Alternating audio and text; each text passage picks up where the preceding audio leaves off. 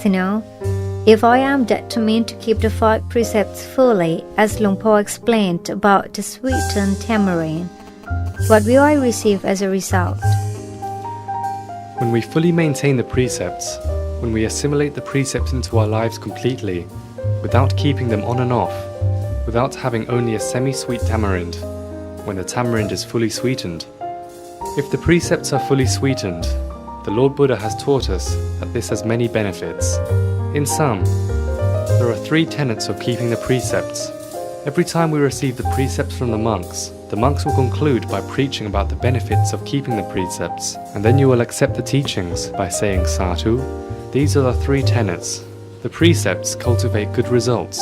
Let me illustrate using the Pali language so that the concept of the precepts cultivating good results is clear. In vernacular language, Silani means to make happen. When a person is fully determined and commits his life to keeping the precepts, the following outcomes will occur. First, the cultivation good results or a worthy future. How can keeping the precepts bring a better future? It is definitely good. Think about this. By keeping the precepts, you do not need to consult a lawyer. You can be sure you will stay out of jail. You will not go to jail in this life. We do not need to speak of your next life. In this life, you do not need to spend time in jail. Therefore, the meaning of good results is that keeping the precepts will create a good future for you in this life. There will not be bad karma or dangers. In your next life, you will not go to hell. If you return in your next life as a human, you will not have enemies. You will not have enemies because you do not do anything to produce vengeful intentions in others. Wherever you go, people will show kindness to you. This is clear.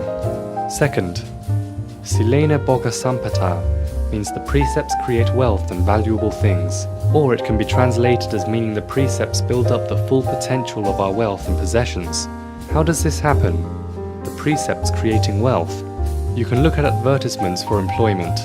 There is no advertisement that calls for an applicant who enjoys killing, who enjoys stealing, who enjoys adultery, who likes to go out partying at night, who likes to lie, who likes to get drunk.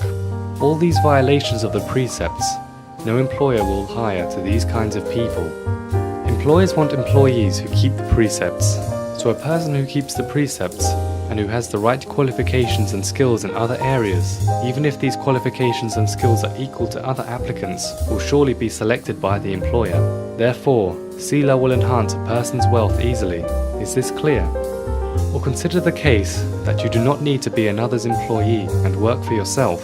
If you are self-employed and keep the precepts, if you do not waste your time drinking, you will have plenty of time to work. The good results of Sila will create wealth easily. Moreover, the precepts build up the full potential of our wealth. This sounds implausible. Think this way. A person who is very rich and who says he drinks alcohol daily feels he does not use up much of his money. He is not in bad shape, but by drinking a lot, his liver fails, his kidneys fail. When the liver and kidneys fail, later the stomach fails. So a person can have billions, yet not realize the full potential of their riches. If the stomach fails, how can a person satisfy their hunger? Going off to have an affair with another person's wife or daughter, no matter how many affairs he has, he will not be fulfilled because he will fear that the husband or father will seek and locate him. This is an example. So in any case, if you violate the precepts, no matter whether you are wealthy or not, he will not be fulfilled. Is this clear? So a person who keeps the precepts fully, even if he or she is not rich, the wealth they have will be used to its potential. Feel free to use this wealth without worry. Thirdly, Silena Niputinyanti means to have morality as a vehicle for liberation to achieve nirvana. When we tell people that keeping the precepts will lead us to nirvana, some people say they do not want to keep the precepts because they fear nirvana. Nirvana or Niputing has many levels. What is the initial level of nirvana? The precepts bring our minds to rest. Keeping the precepts creates mental peace and a sense of refreshment. You do not need to fear anything. The first stage of nirvana is cool and peaceful. When you continue to maintain the precepts more diligently and deeply, we will become fully sweetened with the precepts. Even if someone puts a knife to our throat or puts a gun to our head to perform some evil act, it is better to die than to violate the precepts. If our minds are resolute, nirvana awaits a person like this. People whose minds are resolute in this way find it easy to be mindful.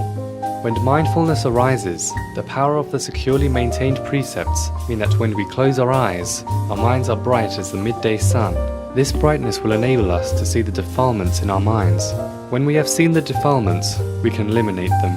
This occurs because we can see the defilements with the power of our mental brightness. Sooner or later, when you have eliminated the defilements, you will attain nirvana, following the Lord Buddha. Therefore, you must diligently maintain the precepts. The foundation of your existence will be good in this life. Later, when you have deeply incorporated the precepts, wealth will come to you easily, and you will use your wealth to its full potential. Moreover, from this moment on for the rest of your life will be peaceful and cool. You will not have bad karma, and be free from misfortune. Nirvana will be waiting for you. The Lord Buddha loves you.